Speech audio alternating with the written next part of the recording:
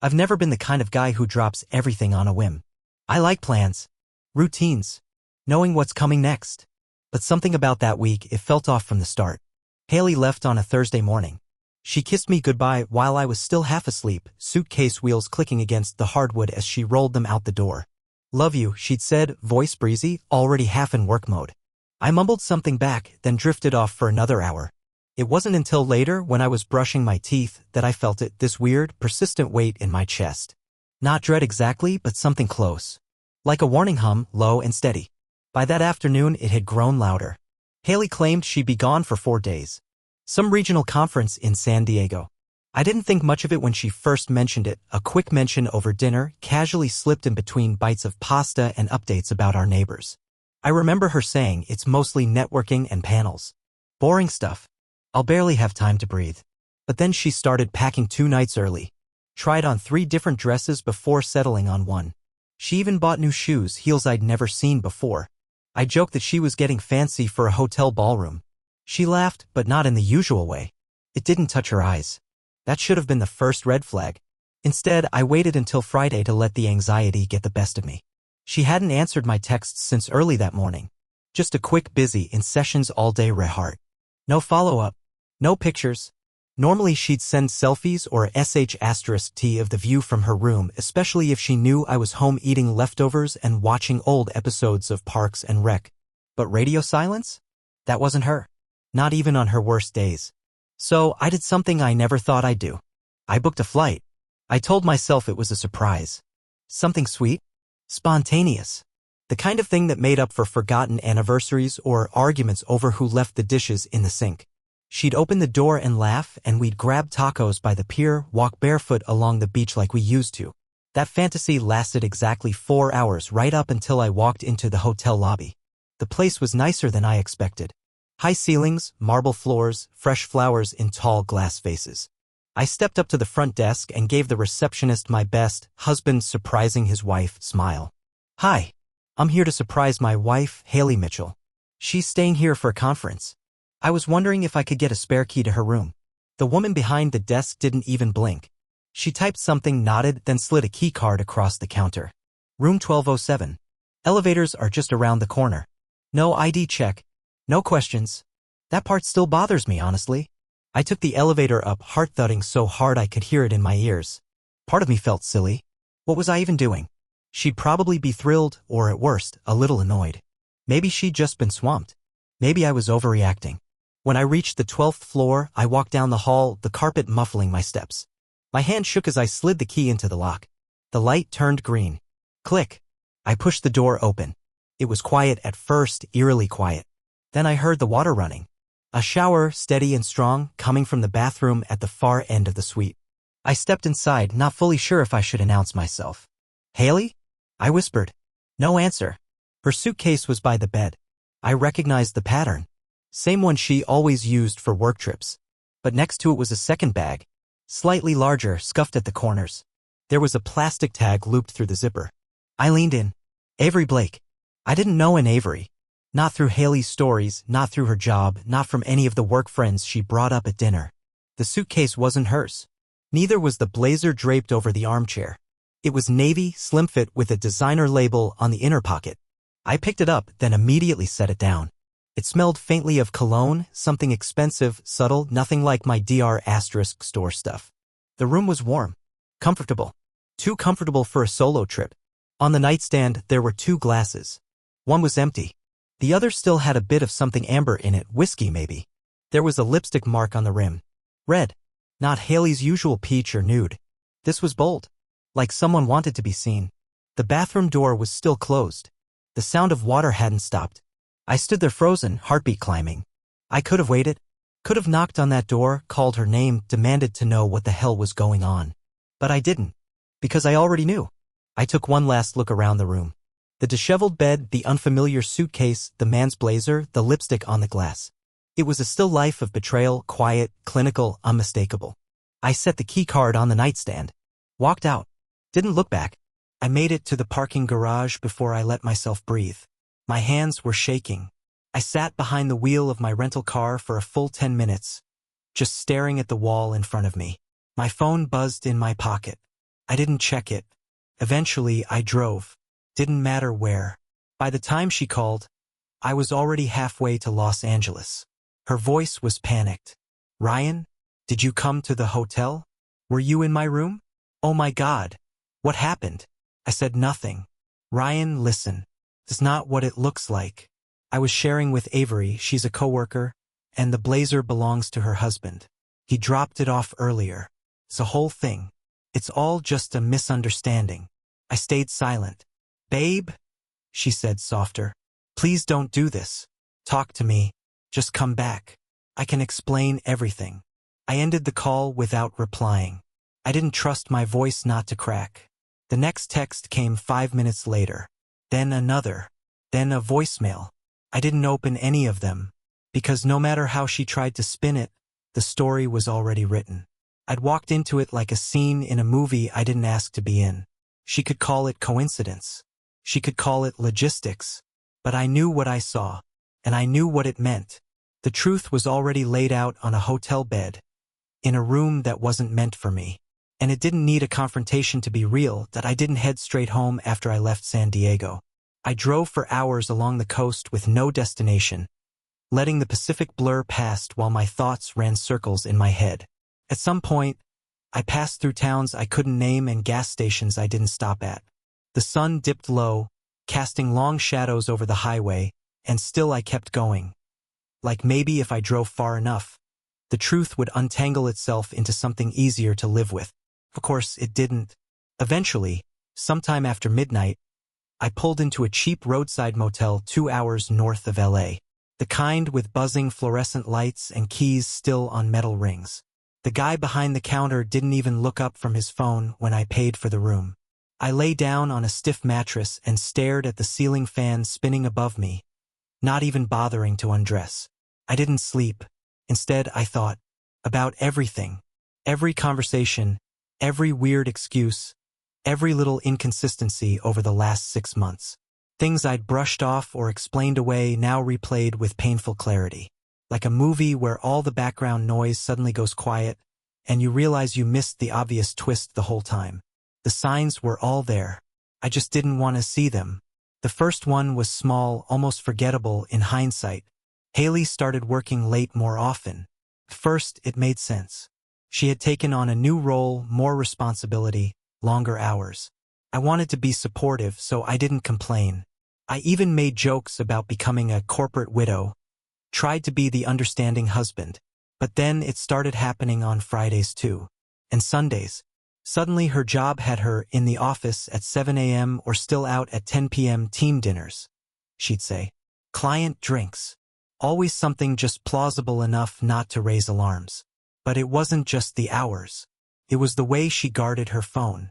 Haley had never been secretive before. If her phone buzzed, she'd glance at it. Maybe tell me who it was. We used to scroll through funny messages together or send memes from across the room like teenagers. But somewhere along the way that changed. She started keeping her phone face down, started walking into other rooms to answer calls. Her lock screen changed from a photo of us at the Grand Canyon to something abstract, just a splash of color. Then came the new password. I remember the day she changed it. I picked up her phone to check the weather, and it was locked. Oh, sorry, she said casually, not even looking up. Had to change the passcode for work security stuff. I didn't press it, didn't want to seem controlling. But the Haley I knew, the woman who used to fall asleep mid-text with her phone in my lap, was suddenly acting like her messages were classified. Then there were the gym mornings. That might sound harmless, even admirable. But if you knew Haley, you'd understand why it stuck with me. She hated working out, hated sweating, used to joke that running was for people being chased. For our entire relationship, she had mocked fitness influencers and scoffed at anyone who posted gym selfies. But one day, she started waking up at 5:30 a.m. to go try out spin classes. I remember the first time she mentioned it. We were lying in bed, and she turned to me like she'd just remembered something casual. Thinking of signing up for a cycling studio, she said. I blinked at her. Since when do you like spin? She shrugged. Thought I'd try something new. And just like that, she became a morning person. Lululemon outfits appeared out of nowhere. Sports bras I hadn't seen before. She even bought a fancy water bottle with a name brand I couldn't pronounce. At the time, I figured maybe it was a phase. Maybe she was just trying to feel healthier. It didn't seem like the kind of thing to raise suspicion. But in the context of everything else, it didn't add up. Like the time I found a box in the trunk of her car. I was loading groceries into the back when I saw it, this small, square box tucked under a blanket. I didn't mean to snoop. It was just there. I pulled it out, opened it, and inside was a necklace. Elegant. Gold. Something you'd wear to impress someone. She never wore it. Never mentioned it. I asked her about it later that day. She smiled, not missing a beat. Oh, it's for my assistant. Her birthday's next week. Looks expensive for an assistant, I said, half joking. She shrugged. She's been going through a tough time. Just wanted to do something nice. I nodded, pretending to buy it. But it sat in my mind like a splinter. Then there were the little things so subtle I only noticed them now that I was putting everything together. She started wearing perfume again.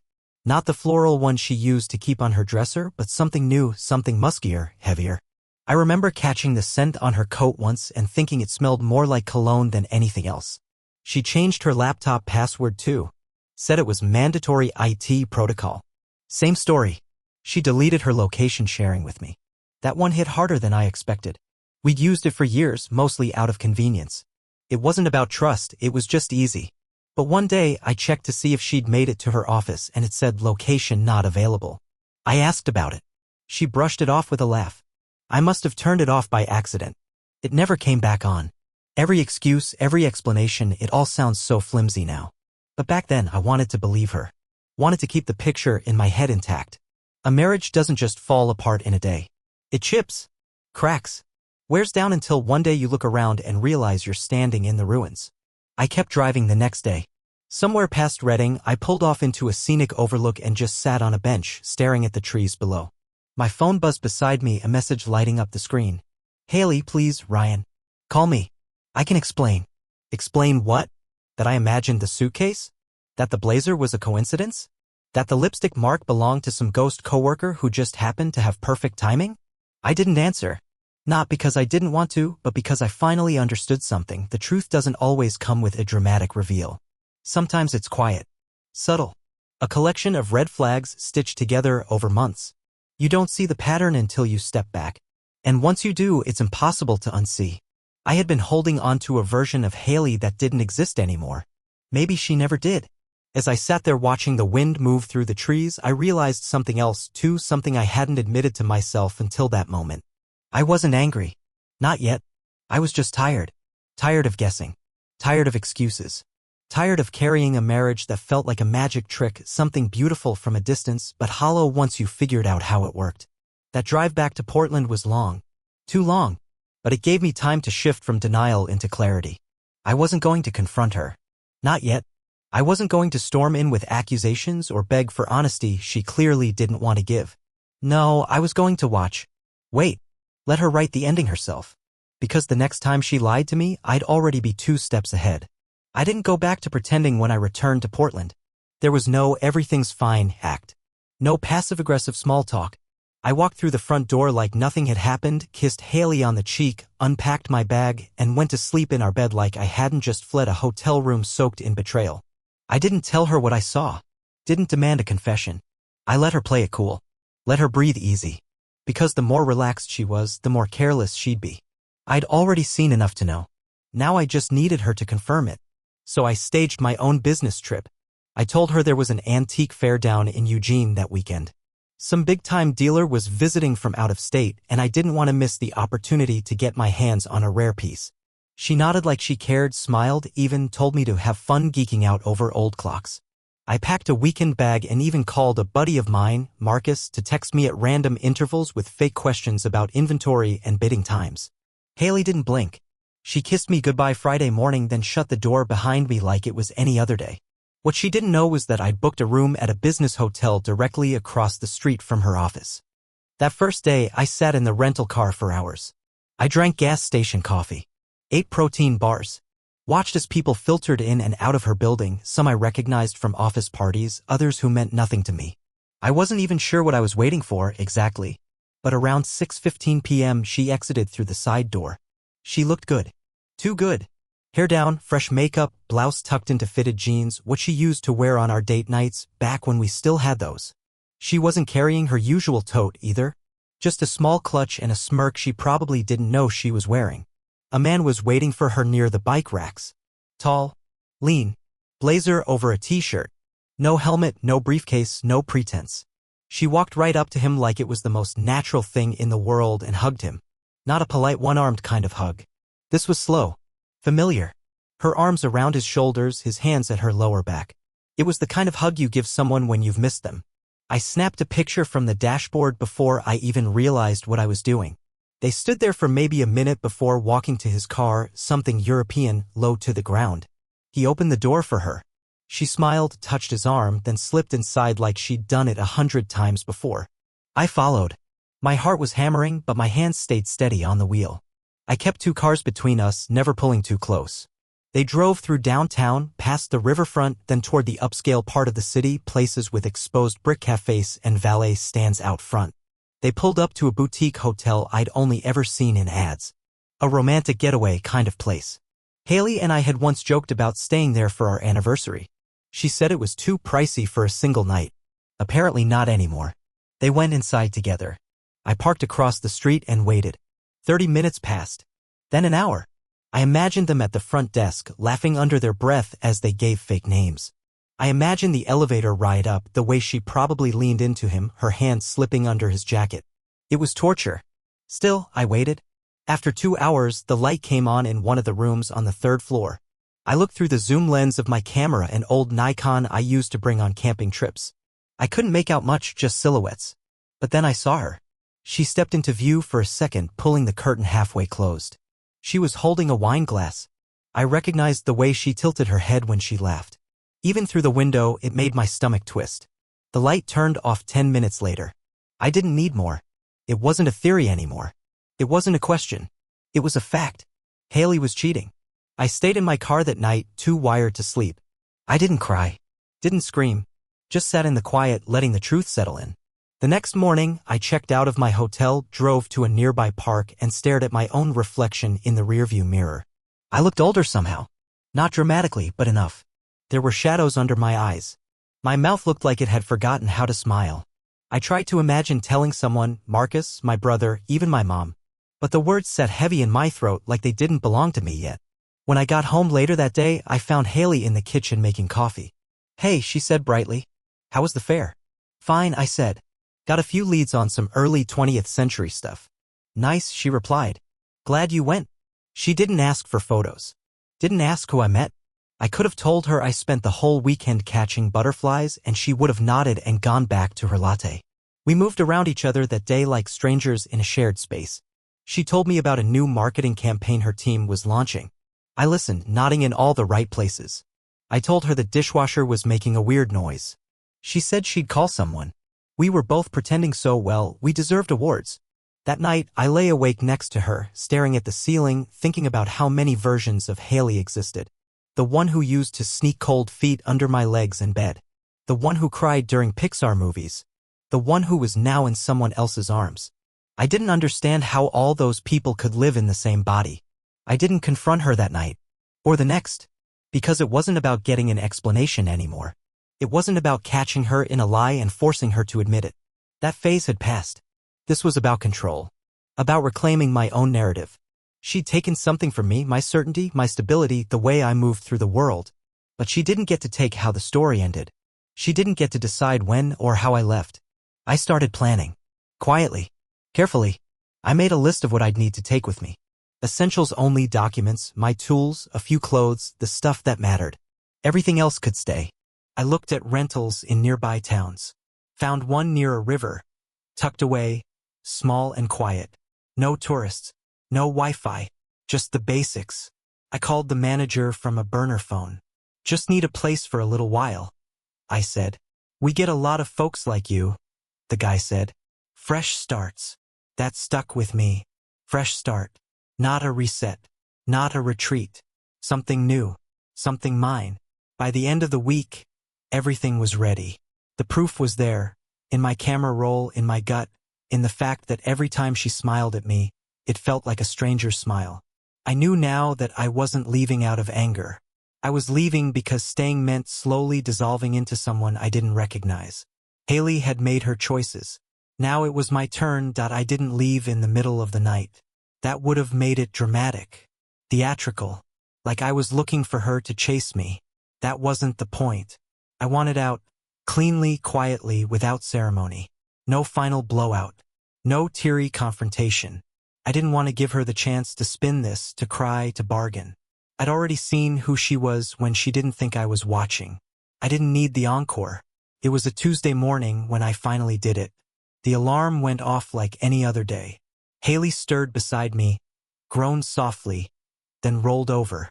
I stared at the ceiling a moment, let the weight of the silence settle in, then got up. I showered, dressed, made coffee, and set the mug down next to her usual travel thermos. From the outside, it looked like the start of any ordinary day. But I'd already loaded my car the night before. Not everything, just the things that mattered.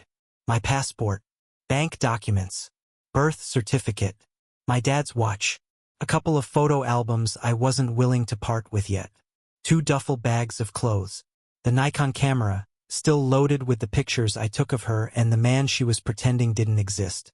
I left the furniture, the books, the mugs we'd picked out on our honeymoon. I didn't want any of it. Every object in that house was a breadcrumb leading back to a life I was done chasing. Before I left, I walked through each room once. Not to say goodbye exactly, but to mark the end. I paused in the kitchen where we'd cooked together. In the hallway where we used to kiss before leaving for work. I stood in front of our wedding photo hanging above the fireplace. I took it down. Not out of spite, but because I didn't want her to twist the memory into something else. That version of us. Smiling, arms wrapped around each other under a sky of string lights. It didn't belong to her anymore. I slid the photo out of the frame and kept it. Left the empty frame on the mantel, hollow as the promises it once held. I placed the spare key on the kitchen counter. Next to it, I left her phone charger, which she was always losing, and a list of emergency contacts, because even now, I couldn't shake the habit of being the one who made sure things were in order. Then I walked out the door and didn't look back.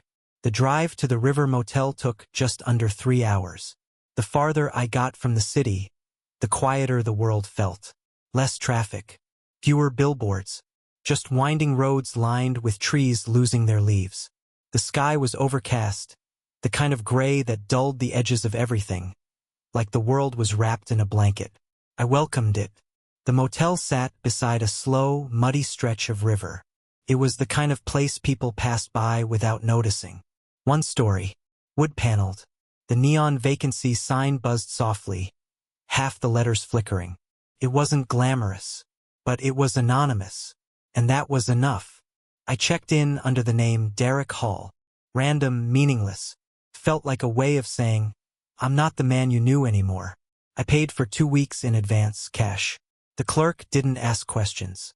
Just handed me the key and pointed to room 6. Inside, the walls were a faded green, and the bedspread was older than I was. There was a small kitchenette with a mini-fridge, a TV bolted to the dresser, and a table with 1 chair. A single window faced the river. No noise. No reminders. No Haley. I set my bags down and exhaled. Long and deep. It was the first full breath I'd taken in weeks. I turned off my phone. Not just silenced, off. For good. I wasn't ready for the flood. I knew it was coming. Calls, texts, emails.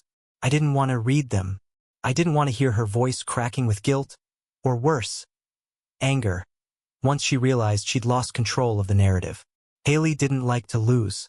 She especially didn't like to lose without the chance to reshape the story. By sunset, I was sitting at the motel's plastic patio table, watching the river inch along. I had a black coffee in one hand, no cream, no sugar, just bitter and honest. The chill in the air made my breath visible. Across the water, trees stood bare and patient. They weren't in a hurry to bloom again. I understood that. For the first time in a long time, I didn't feel obligated to explain myself. I didn't owe her an exit interview. Didn't need to justify the silence. This wasn't about payback. It wasn't about revenge. It was about reclaiming the version of me I lost in the slow erosion of trust. I didn't want to fight. I didn't want apologies. I just wanted out. That night, I laid in bed staring at the popcorn ceiling. A dog barked somewhere in the distance. A semi-truck rolled by. None of it bothered me. There were no footsteps in the hall. No checking my phone every 10 minutes wondering what she was doing, who she was with, whether I was losing my mind or finally waking up. I slept. And in the morning when the first message came through, I let it go unread. It was probably her. Or maybe her sister. Maybe one of her friends pretending not to know anything. The first few came fast. Haley's name on the lock screen again and again. Then the voicemails. Then the texts that started with concern, then shifted angry. Sharp. Accusatory. I read none of them. By the end of the second day, her messages came in waves. Where the hell are you? This is insane, Ryan. You can't just disappear like this. You're being cruel. Please just talk to me. The guilt trips were expected. She was spiraling, not because she missed me, but because she couldn't control the outcome. That's what got under her skin. The silence. The lack of a final scene where she got to cry and promise change. I denied her the script. And that was the loudest message I could send. By the third day, she tried a new angle. It wasn't what you think. Avery was there too. I can explain the blazer. We only got drinks, Ryan. That's all it was. I didn't respond. Because I knew she was lying. And worse than that, she was still convinced I might be dumb enough to believe her. I spent my time reading. Writing. I filled 2 notebooks with everything I couldn't say out loud. I remembered how to cook for one. I went on long walks along the river trail with no destination. I stopped checking the time. I let the world shrink to a manageable size. She didn't find me right away. But she would. I knew Haley. Knew how she operated. She was relentless when she felt something slipping. She'd already exhausted texts and calls. Next would come showing up at my friends' places. Then work. Then here. And when she did finally track me down, I'd be ready. Not to fight. Not to explain. Just to close the door, once and for all. She showed up 5 days after I disappeared. I wasn't surprised. I heard her car before I saw it. Haley always had a heavy foot on the brakes. A sharp screech, the kind that turned heads in quiet places like this. I was sitting outside my room, coffee in hand, an open notebook in my lap, watching the mist rise off the river. The air smelled like wet leaves and burnt toast from the diner down the road. Peaceful. Still. Then that sound came slicing through it. I didn't move. I waited. The motel's gravel lot crunched under her tires as she pulled into the space 2 doors down from mine. She didn't get out right away. Probably rehearsing. Strategizing. Calculating her angle. I imagined her gripping the steering wheel, jaw clenched, eyes scanning the rooms until she found me. And she did. She stepped out in boots too clean for this place, wrapped in the long beige coat I'd bought her last Christmas. Her hair was pinned up, sunglasses too large for her face. She looked like a woman arriving to retrieve a lost item, not a wife trying to win back her husband.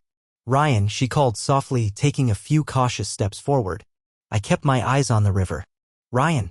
Please. I glanced at her over my shoulder. She looked tired. Too put together for 9 a.m. but tired underneath it.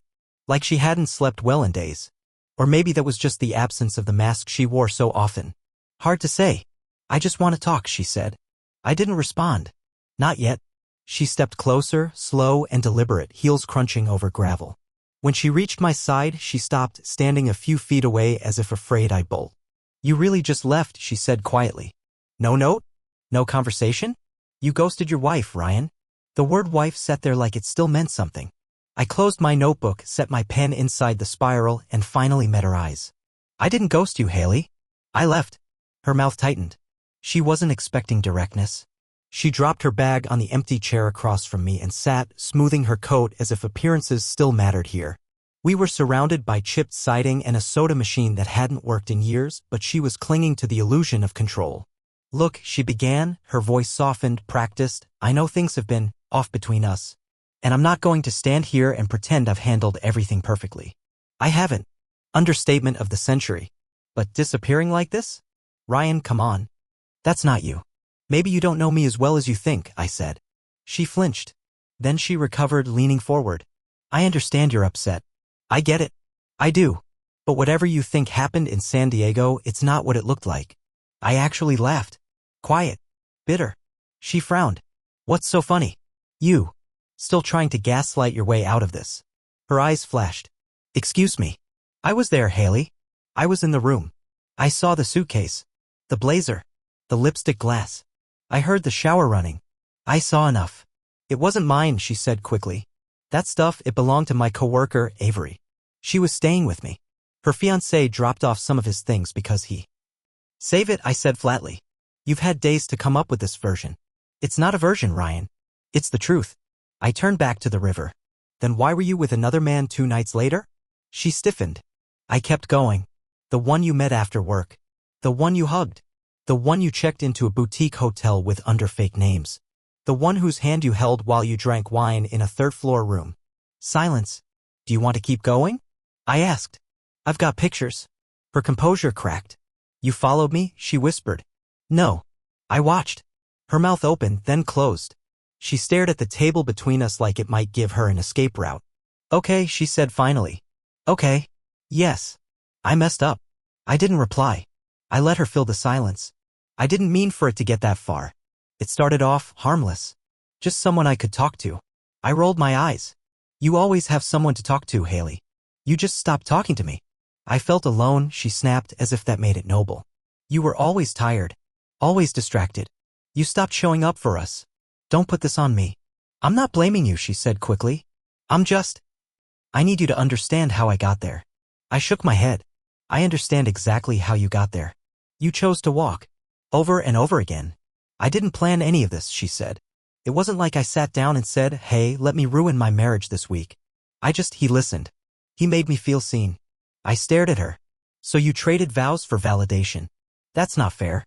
Neither is infidelity. She went quiet. A truck passed on the road behind us. The sound faded. The river kept moving. I want to fix this, she said eventually. I'll go to therapy. I'll cut him off. I already have. I'll do whatever it takes. I studied her face. The desperation had settled in now. Her calm, collected demeanor was gone. She was gripping her knees, knuckles white, eyes searching mine for something, regret, softness, and opening. But I had nothing left to give. I'm not here to renegotiate, I said. Then why are you even talking to me? She asked, voice cracking. Because you came here, I said. And I wanted to see if there was even a shred of the woman I married still in there. She blinked rapidly, tears finally spilling over. I made a mistake, she whispered. I made a terrible, horrible mistake. But we've been through so much together, Ryan. Doesn't any of that count for something? It does, I said. It counts as the reason I didn't burn the whole house down when I found out. It's the reason I left the wedding album and not a lawyer at the door. She shook her head, tear-streaked. You're not giving me a chance. No, I said quietly. You already took it. And used it. We sat there in silence for a long time. She tried one more time, her voice softer than before. So this is it? This was it weeks ago, I said. You just didn't notice. Haley stood, wiping her face with the sleeve of her coat. She looked around like she'd just realized where she was, standing in front of a peeling motel room with nothing left to defend. I never thought you'd be the one to just walk away, she said. And I never thought you'd be the one to let me. That landed. She swallowed hard, then picked up her bag. I hope someday you'll remember me for who I was before all this. I will, I said. That's the version I'll miss. She stared at me a second longer. Then she turned and walked back to her car, shoulders hunched like the wind had picked up. I didn't follow. Didn't watch her pull away. I just sat there, notebook still closed, coffee gone cold, letting the quiet settle back in around me like a second skin. And for the first time in months, I didn't feel like I was losing anything. I felt free. He called me 2 days after Haley left the motel. Unknown number. I almost let it go to voicemail, but something in me answered. Ryan, the voice asked, smooth, too casual. It's Evan. I figured you knew by now. I didn't say anything. He went on, explaining how Haley was unfulfilled and how he never meant to hurt anyone. His tone was smug, like I should be grateful for his honesty. But there was nothing left to break. I let him finish, then simply said, You can have her. And hung up. That silence afterward? That was peace. I never went back. I signed the divorce papers from the motel. Then moved to a small coastal town where no one asked questions. Found work at an antique gallery. Days started with coffee by the shore and ended with silence I didn't have to explain. No more decoding texts. No more rehearsed apologies. Just quiet. Honest, unshakable quiet. I stopped wondering what Haley was doing. I stopped checking. Some things don't deserve closure. Some stories just end. And mine, Finn,